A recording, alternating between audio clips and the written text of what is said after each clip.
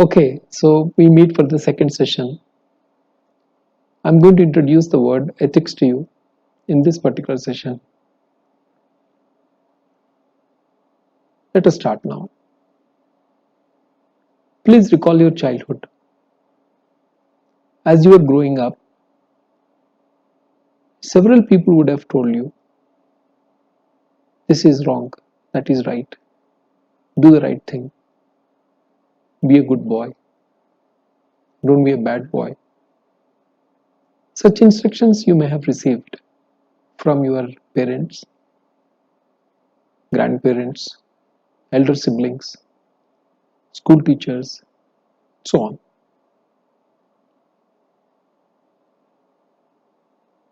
You followed them more because you were a child and then you always knew that elders knew better than you, and then therefore you followed them, sometimes willingly, sometimes unwillingly. But deep inside, you always had some questions. What makes them think that this is a right action or this is a wrong action? When does a particular act of mine become a good act or a bad act? What makes a particular action of mine good or bad? How do they know it? How is it that I have to conform to what all that they are saying? Is this the best way to do things? Are there any other way? So these are all questions that may have bothered you as you were growing up. But after you have come of age, you yourself may have resolved so many of these questions, and now you are fairly certain about certain actions being right, certain actions being wrong, and you may even be advising people who are younger than you, or people who are less educated than you, about what is right and what is wrong. This happens. Now, this is a part of growing up, and that's a part of our life cycle.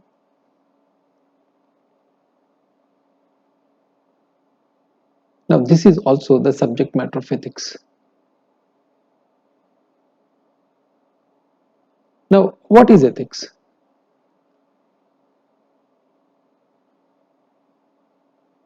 Well, let's go back to the root. It comes out of a particular word called ethos, which is a Greek word. Now, ethos means character. Now, whenever there are some people who have asked me this question, is ethics singular or plural? Can we really use, though ethics is ethics, so therefore it has to be plural? That's a common sense. But in form, ethics is plural. But in construction, it can be both singular as well as plural. For example, I could be correct. I would be correct if I had said something like, my ethics does not let me do this. Note that I said does not. I could also say that the ethics of modern day politicians are not up to the mark. Are not up to the mark. So it could be both are right. From an English language perspective, there is nothing wrong with either of them. So in form it is plural, but in construction it is both singular as well as plural. This understanding is important for a student who is preparing for this examination, because contextually you can use it either as a singular or as a plural, and that will be appreciated by the examiner, that you have some kind of an understanding relating to this, the semantics of this particular word. Now, where do you pitch, where do you put ethics in the broad framework of philosophy. Philosophy has many branches. There are 5 branches which are major branches. One is metaphysics, second is epistemology, third is logic, fourth is aesthetics, and fifth is moral philosophy. Ethics is actually moral philosophy.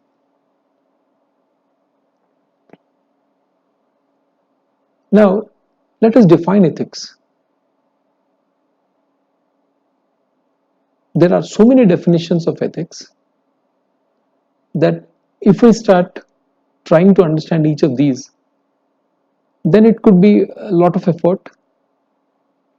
So it is necessary for us to work out a simple working definition relating to ethics for the purposes of our examination.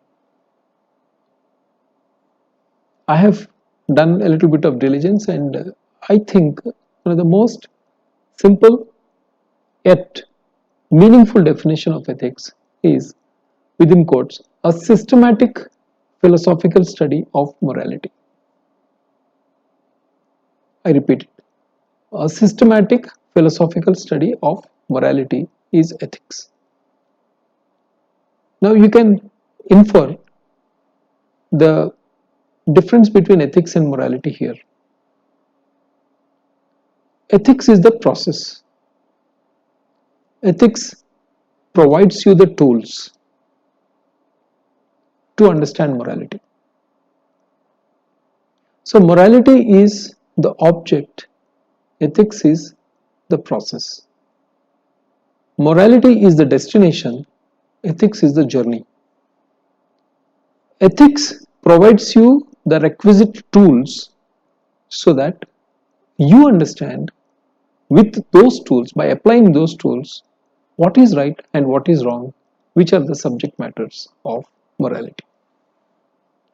Incidentally, morality comes out of a Latin word called mos, M-O-S, which means custom. But you will have figured it out by now that both in the case of ethos as well as in the case of morality, though the root word may have conveyed a certain meaning, that is not how, in the conventional modern day English, that's not how it is understood. In case of English language, now we have a word called ethos, which is also there, but it conveys a slightly different meaning. Like, for example, you can say the cultural ethos of India being whatever it is, like that. We can say that a middle class ethos, like that. We keep changing. Every word undergoes a certain transition in terms of its meaning over the years, and centuries later, certainly, it would have acquired different kind of meaning. Both the words have acquired different meaning. In case of Latin, mos, it means custom, and in case of Greek, ethos, it means character. But in the conventional sense in English language, both have undergone some changes, but broadly within that domain, within that framework. Now let me come back to the definition. A systematic philosophical study of morality is ethics. In this session, I'm not going to talk about morality. That would be the subject matter for another session, the next session, that is. But in this session, I'm going to limit myself to understand this expression, understand this definition. Now, it is systematic philosophical study. It's not an ordinary study, it's a philosophical study. And it is a very systematic study. Now, you must wonder, generally all of us have this conception that philosophers are reclusive geniuses who have nothing to do with the world, and they have detached themselves completely and then sit in one corner and then start thinking about the world. They are basically the brooders, people who brood about the world. And we are ordinary lay people, so we can't really understand that. That's not entirely true. That's not the reality, because all of us philosophize. We may not be philosophers, but we do philosophize. because it is our respective philosophies, whatever we have about the life around us, about the problems that are troubling all of us, we tend to think. It's not that the questions are very different. The question that you are concerned with is the same question that the philosopher is concerned with. But only difference is that the philosopher applies certain disciplined methods called philosophical inquiry to arrive at a truth or reality. Now, what are these methods? It's a fact that I am also concerned, philosopher is also concerned. But how is it that I am not able to reach that point, last point of reality, which is fair, justified, and equitable to everybody, whereas it's only just my view, it's all bits and pieces of my wisdom. It may be arbitrary thinking, it's a one-time thinking. I may not be able to reach that last point, whereas a philosopher reaches that last point. Only difference between the two of us is that he has a method, which is known as the philosophical inquiry. Now, philosophical inquiry per se consists of multiple methods. One of the most popular methods that we know is what is called as the Socratic method. The Socratic method is to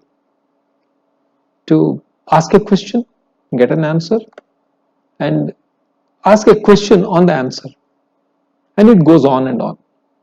So till such a time that the person who is asking the question and the person who is responding to these questions will eventually arrive at a better understanding than what they had when they started this questioning process. That's one of the methods. There are several other methods like deconstructionism, that's one more method. Reasoning of various kinds like inductive reasoning, deductive reasoning, all these are methods of philosophical inquiry which we are not going to be concerned with at this point of time. So the method of a philosopher is different from that of an ordinary person. That's a simple point. And now coming to that end point, that is systematic philosophical study of morality. Now, what is morality? In this particular case, morality is a certain code, a normative code. There is a certain norm which is supposed to be followed or which regulates human behavior by defining it as acceptable or unacceptable. A normative code that defines human behavior, that regulates human behavior by defining it as either acceptable or unacceptable, or prohibited, acceptable or prohibited, within a particular time frame and within a particular society. Now let me repeat it. A normative code or codes, not necessarily one, it could be more. A normative code that regulates human behavior within a particular time frame and a society. So that is morality. Now let us see. Ethics is a systematic philosophical study of morality, and morality is a normative code or codes that regulate human behavior within a certain time frame and in a particular place. So now the cycle is more or less complete. Ethics, as I told you, is the process. Morality is the ethics is a journey, morality is a destination. Ethics is a process, morality is the outcome. Now, a systematic philosophical study of morality is ethics, and a normative code that regulates human behavior as acceptable or unacceptable, that is, within a time frame and at a particular place. So that is morality.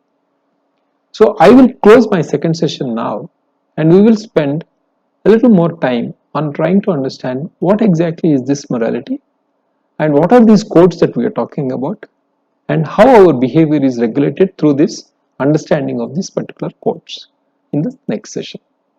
Thank you for being with me this time, and I will try to upload the next session maybe within about a week to 10 days time.